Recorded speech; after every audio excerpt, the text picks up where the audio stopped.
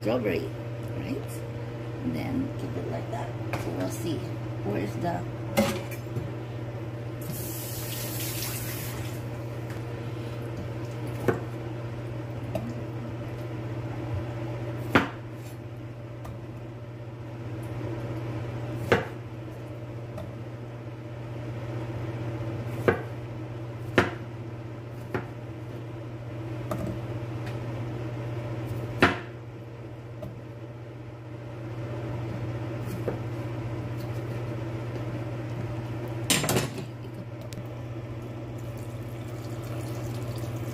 okay, level on the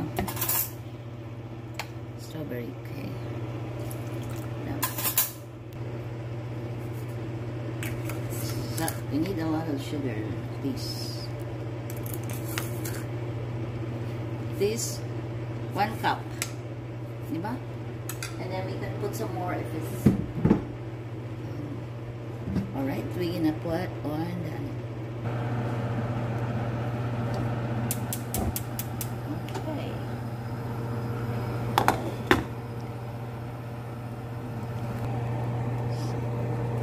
yan, kumulo na siya. So, habang siya kumukulo,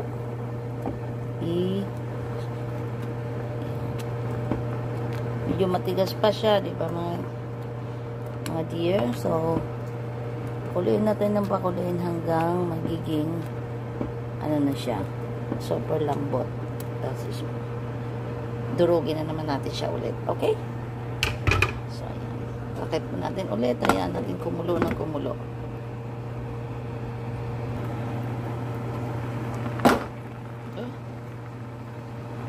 Ayan na yung ating strawberry jam.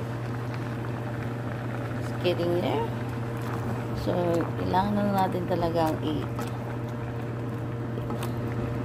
durugin siya hanggang madurog na madurog. So, by the time na matatapos nyo na ito, so parang for 20 minutes na tayo. So for 20 minutes pa lang. So, kailangan natin talagang maluto more.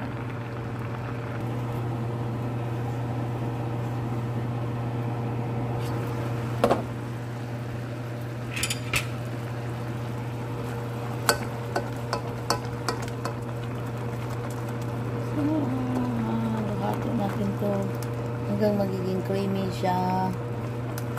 Tapos titikman nyo kung hindi na siya yung mapakla. So pag hindi na siya mapakla, ibig sabihin luto na yung strawberry natin.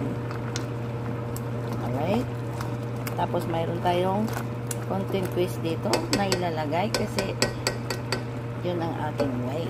So lagyan natin ng konting salt, konti lang. Parang pinch lang siya. Pinch lang siya na diba? Ayan, ganyan. Ganyan.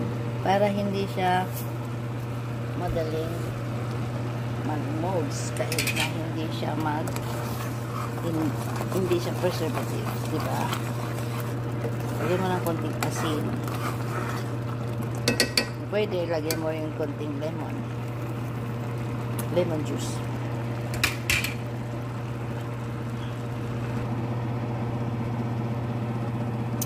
Okay. So, ito si Nining Joy Bisaya gumawa ng strawberry jam. Ako ay naglalagay ng maple syrup. Yan, maple syrup natin. Lagyan siya ng maple syrup para mas takam-takam. Alright? Lagyan mo siya. Tapos, i-mix natin. Alright? Kasi hindi naman masyadong marami yung ating strawberry. Kahit gagawin lang natin siya ng half cup of maple syrup. Tapos habang natin pinapakuluan natin na may tubig, lagyan natin siya ng at least isang cup na asukal. Medyo matamis siya, pero dahil yung strawberry natin hindi masyadong matamis, at habang mo naman pinapakuluan ng tubig, nababawasan yung tamis. Alright? So, depende sa inyo kung gaano karami yung asukal. Pero ang most regular na sukat ng asukal natin, yung ganong karaming strawberry ay at least 1 cup. Tapos isang half cup ng syrup, maple syrup. Alright, so takpan natin ulit para mag-creamy pa more yung ating strawberry jam. Alright, I think okay na yung ating strawberry jam.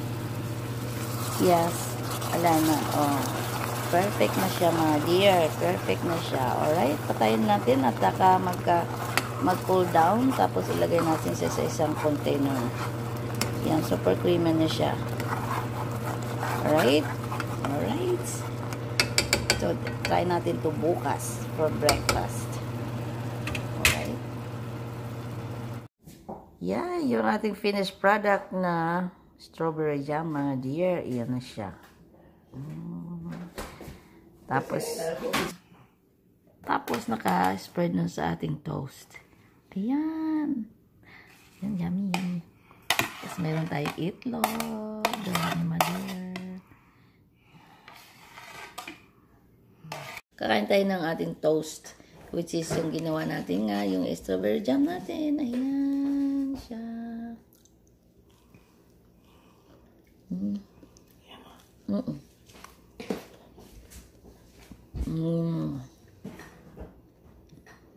Sarap, mother. Kahit anong tinapay pwede.